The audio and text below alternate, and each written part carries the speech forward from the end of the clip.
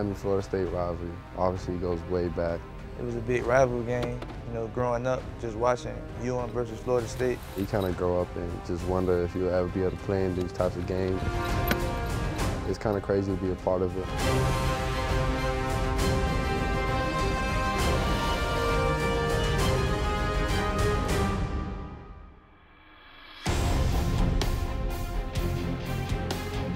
The Florida State-Miami rivalry goes back for me since I was probably 6, 7 years old when I can remember going to the game.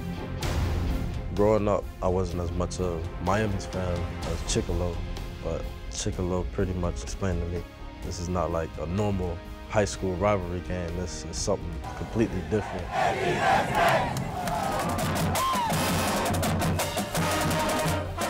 I told Tyreek that Miami versus Florida State is one of the greatest rivalries in college football. I realized how different this was pulling up into the stadium. It was incredible energy. As you pull up in the bus, you can sense it. Obviously, that's what college football is all about. Our fans didn't disappoint.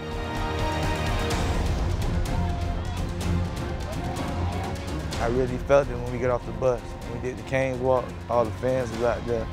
It was packed, people going crazy. I just really felt the emotion from everybody.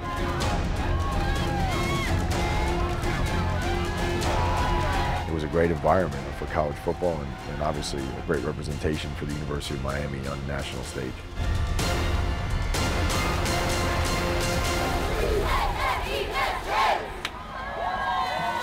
Throughout the season, I always had this game marked on my calendar, you know, telling myself I got to be extra prepared and get ready for this game mentally and physically.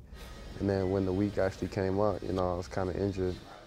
I've seen a lot of players that when they're less than 100% would be, you know, a little bit skeptical of going out there against a team that is as physical and as fast as Florida State.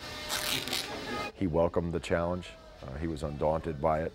As the trainers were taping my ankle in the training room before the game, I was just, you know, sitting down and relaxing and just putting my head against the wall and just really just praying and just trying to get my mind ready for this game. I knew my ankle would hold up for me, and I knew that I'll be okay with that, but you know, I was just trying to relax and get my mind ready.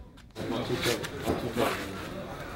think we all appreciated his leadership and the toughness that he exhibited.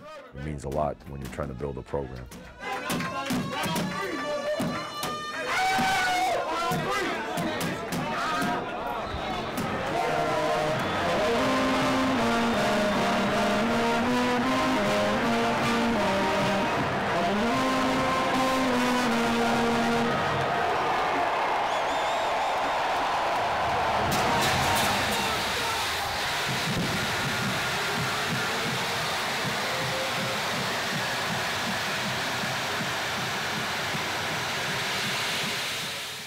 Started the game with a lot of confidence. That's why I felt comfortable with the team to kind of take the cuffs off, if you will, you know, and just let it unleash him. We just came out hitting. Right side throws underneath for O'Leary, the tight end. Tries to hurdle the tackle. Yeah. He is hit by Denzel Perry. Ball's loose, picked by the University of Miami, and the Hurricanes have it. The ball was jarred free by Brandon McGee and Denzel Perry. When Denzel hit Nick O'Leary, it pretty much showed us what this game was going to be like, pretty much a fight. You got to beat him to the punch. You have to be explosive. Go out there swinging, Coach Golden was saying. On a handoff, running left side, Mike James in the corner. Mike James into the end zone! Touchdown Miami! After the turnover, Mike James dashes in from 9 yards out. His 5th touchdown of the year, and Miami has struck first. I thought our team came out and was physical against a really good physical team. We just went out, execute. I remember Olsen Pierre, he knocked down the ball. Knocked away at the line of scrimmage. Batted down. Olsen Pierre and Jayon Green. Next big hit was by Tyrone Cornelius. Miami rushes 4. Manuel throws. Jordan never knocked away. A big hit by Tyrone Cornelius. This is the hardest that we have seen Miami hit all year, and that was Deion Bush, the freshman from Columbus.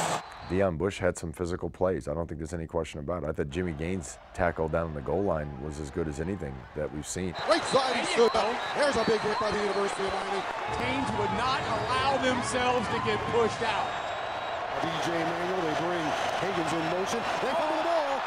It's loose. Coach D'Onofrio always says, run to the football. Coach Jet, come out the stack. When you run to the football, you'll never know what happens.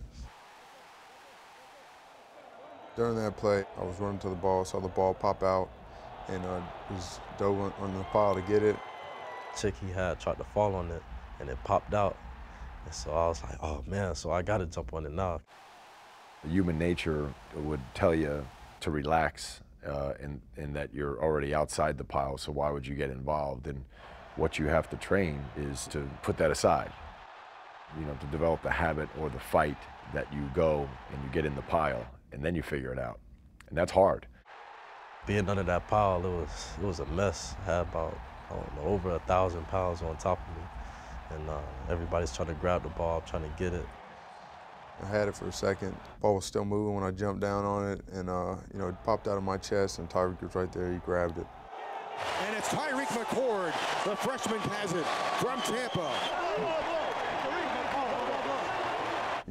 Coach always saying you run on the ball, good things happen. So to see Tyreek get the fumble recovery, for him to get that ball, and for it to be his first one against Florida State, you had to be happy for him. That ball could have, it probably could have ended up in Florida State's hands if, I never ran over there. You just don't know what's going to happen. That's why they say run to the football. That's why it's emphasized so much here at the University of Miami. Coming out and having the type of physical approach to this game and executing early on, I think our defense is improving. Manuel on the ground, Freeman up the middle. He lunges forward into the end zone, touchdown Florida State. We're not there yet in terms of what our expectations are and what the standard is here at Miami and what we want to be. We were still in that fight, but we just gave up too much. Right up the middle to the 10, angles up to the 5, and Wilder's into the end zone. As hard as we fought, at the end of the day, Florida State was kind of pulling away, and it's not a great feeling. And I don't want to be that guy to be with my head down. My biggest thing as a leader on this team is just to keep motivating guys. And I felt terrible for the seniors. And DJ was one of those seniors. I was sitting on the bench with a towel on my head because I didn't really want my teammate to see my emotions. I was really hurt. Inside, I was about to cry. And Moore just told me just keep your head or just keep fighting. And we still got all our goals in front of us. That really gave a spark to me because I looked at him as a leader on the team. So I just told myself, I'm just gonna go out there and just keep fighting, Here's Morris, the throw on the run down the field, caught by Devon Johnson. Anytime you face adversity or an obstacle in a game, it is really nothing more than an opportunity for leadership and an opportunity to grow. And I think Steven provided that in that final drive. And some of those guys, putting their ego aside and putting their pride aside and saying, you know what, I'm just going to go out and do what I'm trained to do. I'm going to go out and execute. And I think there's a lesson there. Devon Johnson finally brought down at the 10, 17 more yards. Going out there on that last drive, we knew scoring a touchdown really wouldn't change the outcome of the game, but it's just something about never giving up. I know it sounds so cliche, and I'm not the type of guy to be cliche, but that's just who we are. I don't care what the score is. I don't care what the situation is. We're going to play our ball and we're going to play our game. Coach Golden always preaches us, just keep going fighting, just keep showing competitive, just don't just go out there and just give up. So that was our whole goal. Finish is one of the things that we pride ourselves on is toughness and finish, and that doesn't mean sometimes. I mean, that's an all-the-time thing. That was an opportunity for us to finish that game. We just wanted to teach the kids to keep fighting, and the offense, led by Steven, went out there and finished. Caught for a touchdown. Nice grab by Rashawn Scott.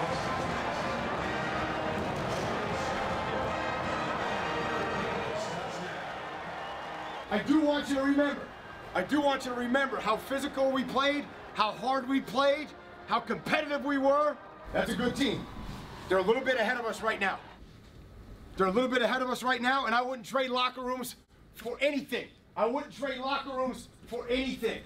After the game, Coach Golden was giving his speech, and the thing that stood out to me was when he was saying that he wouldn't trade locker rooms for anything.